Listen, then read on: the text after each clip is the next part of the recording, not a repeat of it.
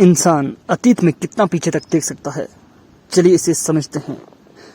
आज जिस चीज की मदद से इंसान अतीत की जानकारी जुटा पा रहा है वो है कॉस्मिक माइक्रोवेव बैकग्राउंड, CMB या CMBR। ये वो माइक्रोवेव रेडिएशन है जो बिग बैंग के 3,79,000 साल बाद कॉस्मिक सूप से फोटॉन्स के रूप में निकली, और ये फोटॉन्स आज भी मौजूद हैं। इन्हें ही CMB या CMBR बोलते हैं। तो जैसे कि आपको पता होगा, क्वांटम पार्टिकल्स में पार्टिकल और वेव दोनों प्रॉपर्टीज होती हैं। तो मतलब फोटोन को वेव की तरह देख सकते हैं, और जैसे जैसे यूनिवर्स स्ट्रेच हो रहा है तो इस वेवलेंथ में भी खिंचाव आ रहा है, और जितना ये वेवलेंथ स्ट्रेच या खिंचती है उतना ही इसकी एनर्जी कम होती जाती है, या फिर कहें कि लॉन्गर वेवलेंथ वाली लाइट की लो फ्रीक्वेंसी होगी। तो जो कॉस्मिक माइक्रोवेव बैकग्राउंड लाइट है ये बहुत पुरानी है, तो ये इलेक्ट्रोमैग्नेटिक स्पेक्ट्रम के माइक्रोवेव रीजन में आएगी, जो कि विजिबल लाइट के बाद आता है। मतलब cosmic microwave background light visible नहीं है। वैसे विजिबिलिटी या कलर जैसी असल में कोई चीज नहीं होती, ये सब दिमाग बनाता है। खैर, फिर भी तो CMB का टेम्परेचर अभी 2.7 केल्विन है, जो कि 0 केल्विन से थोड़ा ही ऊपर है। CMB को डिटेक्ट करना बहुत आसान है। इन रैलिक फोटॉन्स को टेलीस्कोप्स के जरिए डिटेक्ट किया जाता है। इस CMB की मदद से इंसान शुरुआती ब्रह्मांड की बनावट को समझ पाता है, और ये CMB स्पेस के एक्सपेंशन का भी सबूत है कि यूनिवर्स फैल रहा है। तो CMB ही अभी तक इंसानों के पास अतीत में देख सकने का एकमात्र रास्ता है। लेकिन फोटॉन्स ही कॉस्मिक सूप से नहीं निकले थे, बल्कि न्यूट्रिनोज भी कॉस्मिक सूप से निकले थे, और ये न्यूट्रिनोज बिग बैंग के 1 सेकंड बाद ही कॉस्मिक सूप से निकल गए। सोच कर देखो कि अगर इन न्यूट्रिनोज को डिटेक्ट करके इनका अवलोकन किया जाए तो इंसान बिग बैंग के 1 सेकंड बाद की परिस्थितियों को समझ सकता है। लेकिन सवाल ये उठता है कि जहां फोटॉन्स को 3,79,000 साल लग गए कॉस्मिक सूप से निकलने में, वहीं न्यूट्रिनोज उससे 1 सेकंड बाद ही कैसे निकल गए। चलिए पहले समझते हैं फोटॉन्स को। तो शुरुआती यूनिवर्स पार्टिकल्स का सूप था, जिसमें मैटर अपनी 5th स्टेट यानी क्वार्क ग्लूऑन प्लाज्मा स्टेट में था, और फिर इसका टेम्परेचर कम हुआ, जिससे न्यूक्लियाई जैसे प्रोटॉन न्यूट्रॉन बने। लेकिन अभी भी न्यूक्लियस के बनने के लिए यह टेम्परेचर बहुत ज्यादा था, जिसकी वजह से न्यूक्लियस नहीं बन सकता था। मतलब प्रोटॉन, न्यूट्रॉन और इलेक्ट्रॉन रैंडमली घूम रहे थे। तो उस वक्त जो फ्री चार्ज पार्टिकल्स जैसे इलेक्ट्रॉन्स और प्रोटॉन्स घूम रहे थे, उनसे फोटॉन्स लगातार इंटरेक्ट कर रहे थे। मतलब जैसे ही फोटॉन थोड़ा आगे बढ़ता, वो चार्ज पार्टिकल से इंटरेक्ट करता और उनसे बाउंस बैक कर जाता, और फिर से वो आगे बढ़ता और फिर से चार्ज पार्टिकल से इंटरेक्ट करता और उनसे बाउंस बैक कर जाता। इस तरह से फोटॉन्स लंबी दूरी तय नहीं कर पा रहे थे, वो बहुत छोटी दूरी तय करते और फिर चार्ज पार्टिकल से इंटरेक्ट करते और उनसे बाउंस बैक कर जाते, क्योंकि ये चार्ज पार्टिकल्स फ्रीली घूम रहे थे। इस प्रक्रिया को थॉमसन स्कैटरिंग बोलते हैं। लेकिन फिर समय के साथ साथ यूनिवर्स का टेम्परेचर कम होता गया, जिसकी वजह से प्रोटॉन और न्यूट्रॉन साथ आए और न्यूक्लियस को बना लिया, और जो फ्री इलेक्ट्रॉन्स घूम रहे थे वे न्यूक्लियस के साथ इकट्ठा हो गए, जिससे एटम का निर्माण हुआ। तो तब फोटॉन पहली बार बिना रुकावट के लंबी दूरी तय कर पाया। इसे ही फोटॉन का कॉस्मिक सूप से निकलना बोलते हैं, और आज ये लो एनर्जी फोटॉन्स हैं जिन्हें कॉस्मिक माइक्रोवेव बैकग्राउंड बोलते हैं। तो अब बात करते हैं न्यूट्रिनोज की।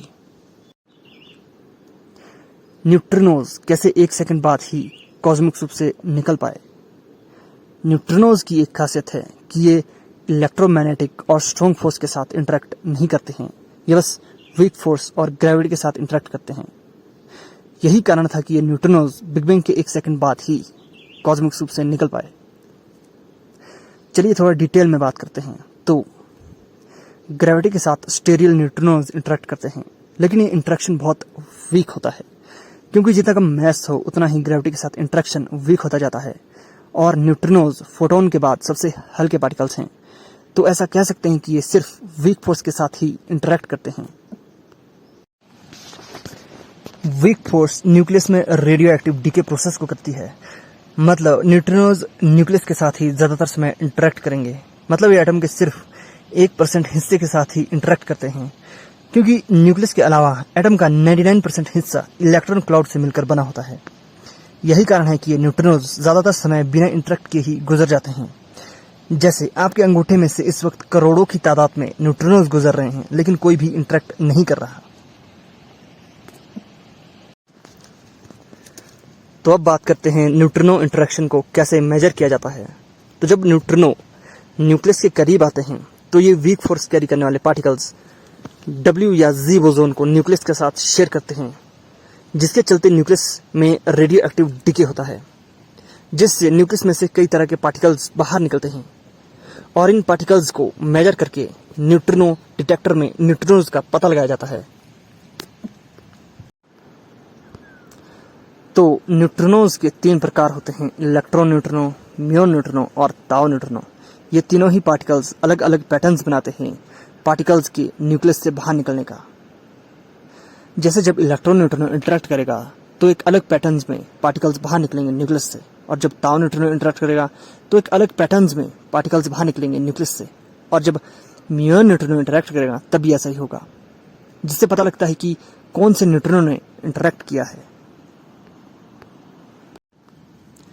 जैसे अगर LHC लार्ज हेड्रोन कोलाइडर की बात करें तो यहाँ पर वो लोग हेड्रोन्स जैसे प्रोटॉन्स को आपस में कोलाइड करवाते हैं, जिससे बहुत सारे अलग अलग पैटर्न्स के पार्टिकल्स बाहर निकलते हैं। अगर उन पार्टिकल्स के पैटर्न्स जाने पहचाने होंगे तब वो वही पुराने पार्टिकल्स होंगे, लेकिन अगर कोई पार्टिकल बिल्कुल नया पैटर्न बनाता है जिससे वो लोग अभी तक परिचित नहीं है, तब वो कहते हैं कि उन्होंने एक नए पार्टिकल की खोज की है। इस तरह से LHC वाले लोग पार्टिकल्स के पैटर्न्स को डिकोड करके नए पार्टिकल्स की खोज करते हैं। खैर वापस टॉपिक पर आते हैं। तो अगर वीक फोर्स कैरी करने वाले पार्टिकल्स W और Z बोसोन की बात करें तो इनका मास प्रोटॉन से 100 गुना ज्यादा तक होता है। Z बोसोन इलेक्ट्रिकली न्यूट्रल होता है, जबकि W बोसोन 2 प्रकार के होते हैं, 1 पॉजिटिव और 1 नेगेटिव। तो अब बात करते हैं न्यूट्रिनोज के सोर्स की। न्यूट्रिनोज कैसे बनते हैं? न्यूट्रिनोज नेचुरल और अननेचुरल दोनों सोर्सेज से आते हैं। न्यूट्रिनोज के अननेचुरल सोर्सेज न्यूक्लियर रिएक्टर्स और न्यूक्लियर बॉम्ब्स हैं, जबकि इसका नेचुरल सोर्स है स्टार का न्यूक्लियर रिएक्शन। जैसे कि सूरज के अंदर वीक फोर्स के चलते क्वार्क्स अपना फ्लेवर चेंज करते हैं, मतलब अप क्वार्क डाउन क्वार्क में बदलता है, जिससे कि प्रोटॉन न्यूट्रॉन में बदल जाता है और एनर्जी पॉजिट्रॉन और इलेक्ट्रॉन न्यूट्रिनो के रूप में बाहर निकलती है। इस प्रक्रिया को बीटा डीके बोलते हैं और ज्यादातर न्यूट्रिनोज धरती पर सूरज से ही आते हैं। और सूरज से आने वाले न्यूट्रिनोज अरबों की तादाद में इस वक्त आपके शरीर से गुजर रहे हैं, लेकिन कोई भी इंटरेक्ट नहीं कर रहा। तो सूरज से आने वाले न्यूट्रिनोज से सूरज के अंदर क्या चल रहा है इसकी तत्काल जानकारी मिल सकती है, क्योंकि फोटॉन्स को तो लाखों साल लग जाते हैं सूरज से धरती तक आने में, लेकिन न्यूट्रिनोज 8.5 मिनट लेते हैं सूरज से धरती तक आने में। तो इसीलिए न्यूट्रिनोज स्टार और गैलेक्सीज में क्या चल रहा है इसकी जानकारी का सबसे इमीडिएट सोर्स है। खैर, बात हो रही थी न्यूट्रिनोज के नेचुरल सोर्सेज की, तो स्टार्स, सुपरनोवा, चट्टानों के खनिजों से यहाँ तक कि केले से भी न्यूट्रिनोज प्रोड्यूस होते हैं। तो अब बात करते हैं रेलिक न्यूट्रिनोज या कॉस्मिक न्यूट्रिनो बैकग्राउंड की। क्योंकि ये रेलिक न्यूट्रिनोज बिग बैंग के 1 सेकंड बाद ही कॉस्मिक सूप से निकल गए थे, तो ये बहुत पुराने हैं और यूनिवर्स के स्ट्रेच होने की वजह से इनकी वेवलेंथ में भी खिंचाव आता चला गया, जिसके कारण इनकी एनर्जी आज बहुत कम है। तो इन रेलिक न्यूट्रिनोज को बीटा डीके के जरिए डिटेक्ट किया जाता है, जो कि ट्रिटियम न्यूक्लियस या हाइड्रोजन 3 में होगा। तो जब ये रेलिक न्यूट्रिनो ट्रिटियम न्यूक्लियस के साथ इंटरेक्ट करेगा तो उसमें बीटा डीके होगा, जिससे कि एक डिफरेंट एनर्जी वाला इलेक्ट्रॉन निकलेगा। इलेक्ट्रॉन की एनर्जी में आया यह बदलाव रेलिक न्यूट्रिनो की वजह से होगा। तो इस इलेक्ट्रॉन को मेजर करके इन रेलिक न्यूट्रिनोज की जानकारी जुटाई जाएगी। लेकिन सच में ये करना बहुत मुश्किल है, क्योंकि अभी नॉर्मल न्यूट्रिनोज को ही डिटेक्ट करना मुश्किल होता है, और ये तो फिर रेलिक न्यूट्रिनोज हैं। लेकिन इंसान के पास इस वक्त यही एक जरिया है जिससे वो 13.8 बिलियन पहले के यूनिवर्स को समझ सकता है। खैर, चलिए अब बात करते हैं मास की। पार्टिकल्स में मास कैसे बनता है और न्यूट्रिनोज का मास कहां से आता है। पहले वैज्ञानिकों को लगता था कि न्यूट्रिनोज मासलेस हैं, फोटॉन्स की तरह, और ये भी लाइट की स्पीड में चलते हैं। लेकिन फिर वैज्ञानिकों ने देखा कि न्यूट्रिनोज अपना रूप बदल रहे हैं। कभी ये इलेक्ट्रॉन न्यूट्रिनो होते हैं, कभी ये ताउ न्यूट्रिनो होते हैं, कभी ये म्यूऑन न्यूट्रिनो होते हैं, या फिर कहें कि ये न्यूट्रिनोज की एक सुपरपोजिशन स्टेट होती है। कोई ये नहीं बता सकता कि उन्हें कौन सा न्यूट्रिनो मिलने वाला है। इनके इस रूप बदलने की प्रक्रिया को फ्लेवर चेंजिंग बोलते हैं। तो न्यूट्रिनोज रूप बदलते हैं, मतलब इनमें बदलाव होता है, लेकिन लाइट की स्पीड में तो बदलाव नहीं होता। जैसे फोटोन लाइट का पार्टिकल टाइम या बदलाव एक्सपीरियंस नहीं करता। लाइट की स्पीड ये तय करती है कि आप कितना टाइम एक्सपीरियंस करोगे। इसका मतलब सिर्फ जो पार्टिकल्स लाइट से कम स्पीड से चलते हैं वही बदलाव या टाइम एक्सपीरियंस करते हैं। तो मतलब न्यूट्रिनोज की स्पीड लाइट की स्पीड से कम होनी चाहिए, इसलिए तो उनमें बदलाव हो पा रहा है, वो अपना फ्लेवर चेंज कर पा रहे हैं। तो ऐसे वैज्ञानिकों को पता लगा कि न्यूट्रिनोज में मास है, यानी कि न्यूट्रिनोज के फ्लेवर चेंजिंग से ये पता लगा कि उनमें मास है। न्यूट्रिनोज इलेक्ट्रॉन्स और क्वार्क्स की तरह एलिमेंट्री पार्टिकल्स हैं, और जितने भी एलिमेंट्री पार्टिकल्स हैं उनमें मास हिग्स फील्ड पैदा करती है। जैसे हर पार्टिकल के एक एंटी पार्टिकल होता है, और पार्टिकल और एंटी पार्टिकल के लेफ्ट हैंडेड कायरल वर्जन और राइट हैंडेड कायरल वर्जन होते हैं। बात करें कायरलिटी की, तो कायरलिटी और हेलिसिटी एक जैसी लगती है लेकिन अलग अलग है। जैसे हेलिसिटी भी लेफ्ट हैंडेड और राइट हैंडेड हो सकती है। जैसे अगर किसी पार्टिकल की स्पिन और मोमेंटम की डायरेक्शन सेम है तो वो राइट हैंडेड हेलिसिटी है, और अगर किसी पार्टिकल की स्पिन और मोमेंटम की डायरेक्शन अलग अलग है तो वो लेफ्ट हैंडेड हेलिसिटी है। लेकिन हेलिसिटी फ्रेम ऑफ रेफरेंस पे डिपेंड करती है। फ्रेम ऑफ रेफरेंस के बदलने पे हेलिसिटी भी बदल जाती है, लेकिन उसकी स्पिन सेम रहती है, सिर्फ मोमेंटम बदलता है। मान लो दो गाड़ियां सेम स्पीड से चल रही हैं, पहली गाड़ी और दूसरी गाड़ी। तो अगर पहली गाड़ी ज्यादा स्पीड से चलने लग जाए तो उसे दूसरी गाड़ी का मोमेंटम पीछे की ओर जाता हुआ नजर आएगा, और अगर वो इसका उल्टा करे यानी कि वो धीमे चलने लग जाए तो उसे दूसरी गाड़ी का मोमेंटम आगे की ओर जाता हुआ नजर आएगा। इस तरह से फ्रेम ऑफ रेफरेंस के बदलने पे मोमेंटम बदल जाता है, या फिर कहीं हेलिसिटी बदल जाती है। लेकिन कायरलिटी के साथ ऐसा नहीं है। कायरलिटी पार्टिकल की एक फंडामेंटल प्रॉपर्टी है, जैसे कि मास और चार्ज। मतलब कायरलिटी फ्रेम ऑफ रेफरेंस पे डिपेंड नहीं करती है। कायरलिटी की डिटेल में बात किसी और वीडियो में करेंगे, क्योंकि इसे समझना और समझाना थोड़ा मुश्किल है। तो पार्टिकल्स के कायरल वर्जन होते हैं, जैसे लेफ्ट कायरल और राइट कायरल। तो जब लेफ्ट कायरल और राइट कायरल वर्जन साथ में हिग्स फील्ड के साथ इंटरेक्ट करते हैं तब पार्टिकल में मास बनता है। मतलब लेफ्ट और राइट दोनों वर्जन होना चाहिए मास बनने के लिए, लेकिन न्यूट्रिनोज का सिर्फ लेफ्ट कायरल वर्जन ही है, इनका राइट कायरल वर्जन नहीं है, या फिर कहें कि उसे अभी तक डिटेक्ट नहीं किया जा सका, क्योंकि न्यूट्रिनो इंटरेक्शन को वीक फोर्स के जरिए मेजर किया जाता है, और वीक फोर्स सिर्फ left chiral version of particle और right chiral version of antiparticle के साथ ही इंटरेक्ट करती है। मतलब यही पार्टिकल्स, वीक फोर्स कैरी करने वाले पार्टिकल्स, W और Z बोसोन को एमिट और एब्जॉर्ब कर सकते हैं। और अगर बात करें ग्रेविटी, इलेक्ट्रोमैग्नेटिज्म और स्ट्रॉन्ग फोर्स की, तो ये लेफ्ट कायरल और राइट कायरल वर्जन को एक जैसे ही ट्रीट करती है। तो न्यूट्रिनो का सिर्फ लेफ्ट हैंड वर्जन ही अभी तक मिला है, इसका राइट हैंड वर्जन अभी नहीं मिला है। तो यहाँ पे न्यूट्रिनो के मास के बारे में अभी कुछ कहा नहीं जा सकता कि ये कहां से आ रहा है, क्योंकि हिग्स फील्ड से मास बनने के लिए पार्टिकल के पास लेफ्ट और राइट दोनों वर्जन होने चाहिए। अब यहां से दो पॉसिबिलिटीज हैं, या तो ये मेजोराना फर्मियोन है, मतलब इसके राइट और लेफ्ट वर्जन दोनों साथ में ही हैं, लेकिन इसकी संभावना थोड़ी कम लगती है। ज्यादा संभावना इस चीज की है कि ये न्यूट्रिनोज डार्क मैटर से मास ले रहे हैं। यहाँ पर ये न्यूट्रिनोज डार्क मैटर और उसकी प्रॉपर्टीज को जानने में मदद कर सकते हैं। तो अब अगर एलिमेंट्री पार्टिकल्स के मास की बात करें तो ये सिर्फ एटम का लगभग 2% ही होता है। तो एटम का 98% मास कहां से आता है, चलिए ये समझते हैं। तो एटम का ज्यादातर मास न्यूक्लियस बनाता है, जो कि बैरियन जैसे प्रोटॉन और न्यूट्रॉन से बना होता है। तो इन बैरियन का लगभग 99% मास क्वार्क्स की काइनेटिक एनर्जी और स्ट्रॉन्ग फोर्स कैरी करने वाले पार्टिकल ग्लूऑन की बाइंडिंग एनर्जी से बनता है। मतलब ग्लूऑन क्वार्क्स को प्रोटॉन और न्यूट्रॉन के अंदर जोड़े रखते हैं और इस जोड़े रखने की ऊर्जा को ही बाइंडिंग एनर्जी बोलते हैं, और इसी से प्रोटॉन और न्यूट्रॉन का 99% मास बनता है। क्योंकि क्वार्क्स एलिमेंट्री पार्टिकल्स हैं, तो बचा हुआ 1% मास हिग्स फील्ड प्रोटॉन और न्यूट्रॉन में बनाती है।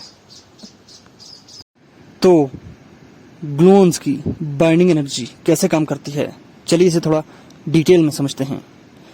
क्वार्क्स के पास कलर चार्ज होता है, जैसे रेड, ग्रीन एंड ब्लू, और एंटी क्वार्क्स के पास एंटी रेड, एंटी ग्रीन और एंटी ब्लू। और ग्लूऑन्स के पास भी कलर चार्ज होता है, जैसे रेड और एंटी ब्लू। असल रंगों से इन चार्जेस का कोई लेना देना नहीं है, ये बस नाम है डिफरेंट चार्जेस के। इस कलर चार्ज के आइडिया को इसीलिए लाना पड़ा क्योंकि सारे हाफ इंटीजर स्पिन वाले पार्टिकल्स फर्मियंस हैं, मतलब क्वार्क्स और लेप्टॉन्स फर्मियंस हैं। तो पाउली एक्सक्लूजन प्रिंसिपल इन सब पर लागू होता है। इस प्रिंसिपल के अनुसार दो चारों एक जैसे क्वांटम नंबर वाले पार्टिकल्स एक सिस्टम में नहीं हो सकते हैं।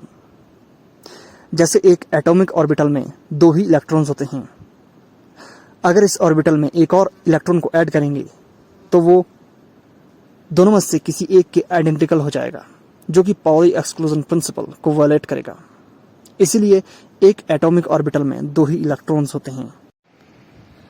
लेकिन जैसे कि आपको पता होगा, बैरियंस 3 क्वार्क्स से मिलकर बने होते हैं, तो यहाँ पे पाउली एक्सक्लूजन प्रिंसिपल वायलेट होता हुआ नजर आ रहा है। जैसे मान लो पहले क्वार्क का स्पिन क्वांटम नंबर +1 हाफ है, तो दूसरे का -1 हाफ होगा।